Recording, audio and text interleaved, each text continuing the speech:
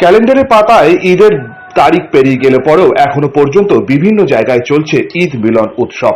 ঠিক সেভাবেই ধোবি মহল্লা একতা কমিটির উদ্যোগে শুক্রবার বিকেলে অনুষ্ঠিত হল ঈদ মিলন উৎসব। রানীগঞ্জ ধোবি মহল্লা এলাকায় অর্থাৎ আসানসোল নগর নিগমের 89 নম্বর ওয়ার্ডে এই ঈদ মিলন উৎসবে উপস্থিত ছিলেন রানীগঞ্জের বিধায়ক তাপস বন্দ্যোপাধ্যায়, এডিডিএ চেয়ারম্যান কবি দত্ত সহ বিশিষ্টরা। और प्रैक्टिकली जो दो आदमी जमीन दिया इधर, हैट्स ऑफ टू देम।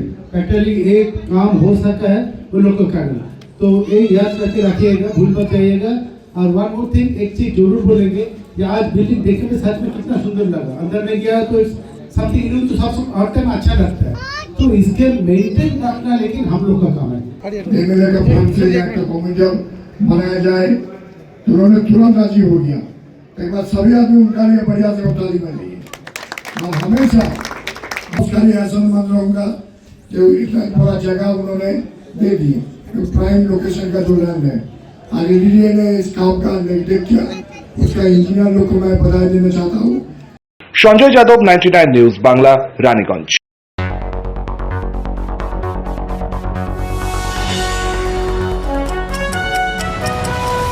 আপনারা দেখছেন 99 নিউজ বাংলা। বদলাবো আমরা।